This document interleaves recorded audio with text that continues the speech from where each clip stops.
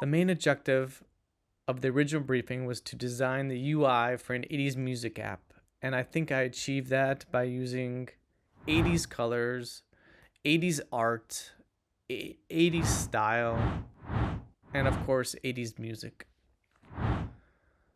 I think the task I enjoyed the most was probably listening to 80s music for research, of course.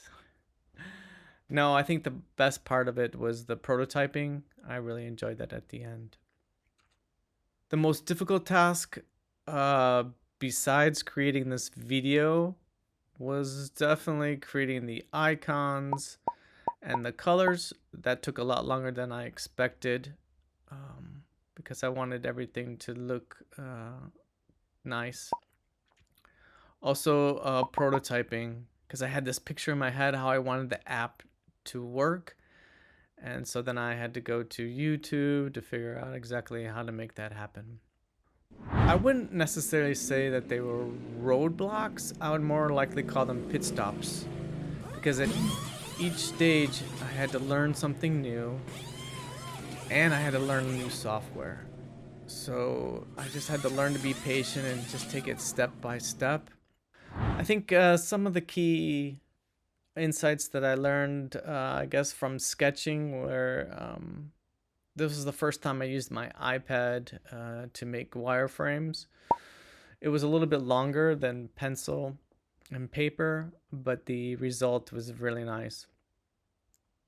At the wireframing stage, finding the right grid was very difficult because there's not one perfect grid for all the apps. So it was difficult. Did you know that the iPhone has an odd number of pixels for the screen dimension? So it's kind of hard for a perfectionist like me to find the best grid. Starting to work on icons and UI elements in the lo-fi stage was challenging because I really wanted to just jump into the hi-fi mode, but I had to use patience to find the right layout before I started working on the hi-fi mode. Also at this stage, I had to keep reminding myself to keep naming my layers in Figma, which really proved to be helpful in the end. In the hi-fi stage, I wanted to choose 80s colors, but I didn't want it to be overwhelming because it can be very hard on the eyes with all the neon colors.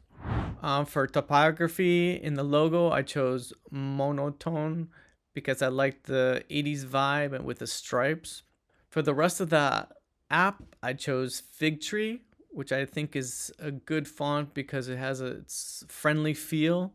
Plus, it's easy to see at small sizes. Also, at the hi-fi stage, I wanted to include some prototyping that included motion, but not too much motion that it made the app overwhelming, but just enough to make it enjoyable.